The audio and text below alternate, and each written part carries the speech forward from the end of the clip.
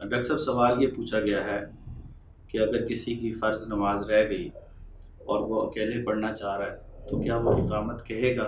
اس کے لیے اقامت کہنا ضروری ہے یا مستحب ہے؟ اقامت کا کیا حکم ہے؟ الحمدللہ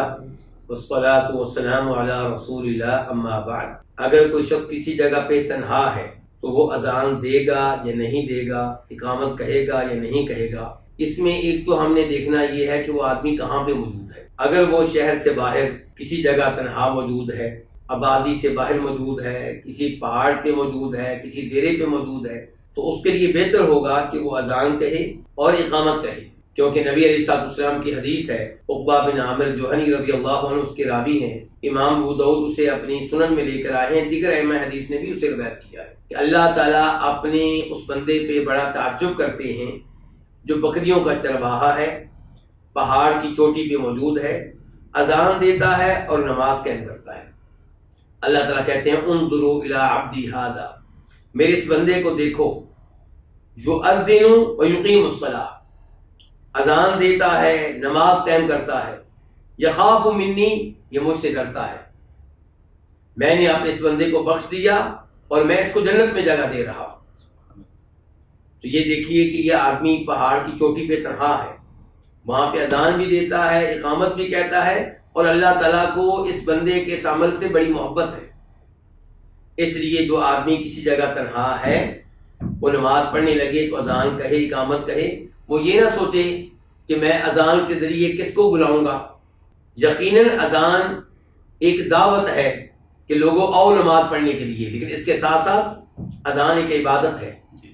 اذان کے الفاظ ذکر کی حیثیت رکھتے ہیں۔ تو آپ یہ اذان کہیں گے،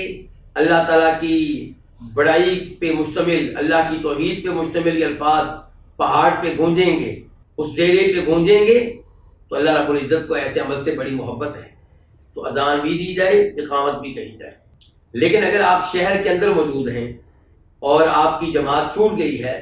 اب آپ نماز پڑھنا چاہتے ہیں، تو آپ اذان دیں تو اس انداز سے دیں کہ محلے کے دیگر لوگ پریشان نہ ہوں، وہ یہ نہ سمجھیں کہ یہ اذان دے رہے ہیں کہ شاید اب جماعت قائم ہونے والی ہے، کسی قسم کی غلط فہمی میں مبتلا نہ ہوں آپ کی اذان کی وجہ سے۔ البتہ اقامت کہنے کا معاملہ ہلکا ہے، اقامت گھر کے اندر بھی کہی جا سکتی ہے، اذان بھی گھر کے اندر کہی جا سکتی ہے، اگر آپ کی اذان گھر تک محدود رہے اور اس کی آواز دوسرے لوگوں تک نہ جائے۔ تو خلاصہ کلام یہ ہے کہ تنہا نماز پڑھتے ہوئے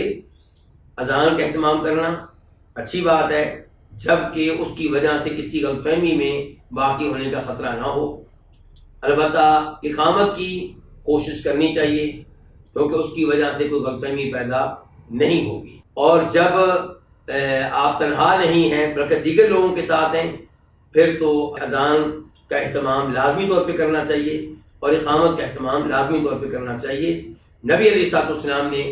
مالک بن حویرث سے کہا تھا رضی اللہ تعالیٰ عنہ، جب آپ کے پاس وہ کئی دن رہے، واپس جانے لگے، تو آپ نے کہا تھا کہ تم لوگوں نے نماز کا وقت ہو جائے تو اذان کہنی ہے، حکم دیا، اور اقامت کہنی ہے، اس کا آپ نے حکم دیا، اور پھر فرمایا کہ جو تم میں سے بڑا ہے وہ امامت کرے گا، واللہ تعالی اعلم۔